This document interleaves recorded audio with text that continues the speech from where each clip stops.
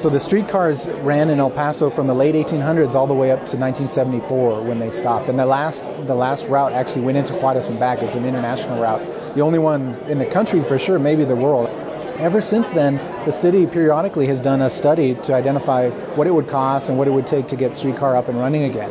So the most recent iteration was about 3, 4, 5 years ago, where the city finally said, let's do this. So the city agreed to develop the design work and the environmental work necessary for the project.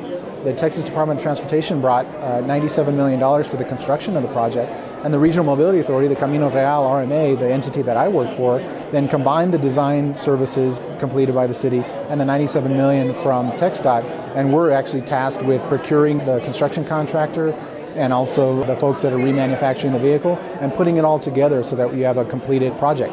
So when we're done, and once we go through testing and once it's operational, we're going to turn the whole thing over to the Mass Transit Department of the city, which is Sun Metro, and Sun Metro will actually operate the entire system. So construction started in January, just this month, so we've just started. And by the end of 2018, people will actually be able to ride the system. Now here's the trick. The construction will be completed earlier than late 2018, but there's a lot of testing that's involved because it's a rail system. There's a ton of testing, so months and months of testing. So while the majority of the construction will be done in 2018, it won't be until late 2018 until you actually be able to ride the system.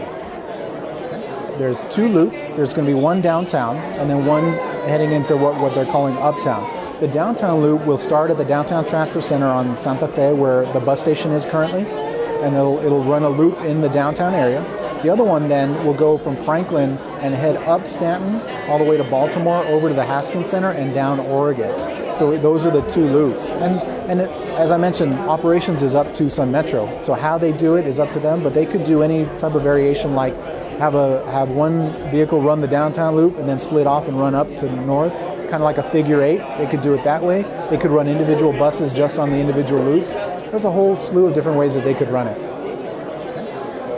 There's 100 reasons to be excited about this one. I think the main one is that it's nostalgic. So what we're doing here is we're actually bringing back the original vehicles that ran until 1974. We're dusting them off, cleaning them up, and putting them back into service. So it's the same vehicles. These are the vehicles that your grandparents rode on. So I think that's part of it.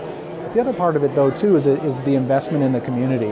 When you look at rail and streetcar projects throughout the entire country, what you normally see is wherever the rails have gone, you see an investment pickup. So people are realizing, if, say, for example, if you change a bus route and it goes through a certain street, it's very easy to change that route.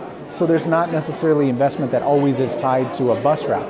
But when you put rails in the ground, they're not going anywhere. So as a business owner or a property owner, those rails are going to be there for a long time. So you're more willing, at least in theory, right? You're more willing to make that investment to put your business there, to improve your business and that sort of thing. So in my opinion, those are the top 2 reasons to be excited about this project. And plus, it's fun.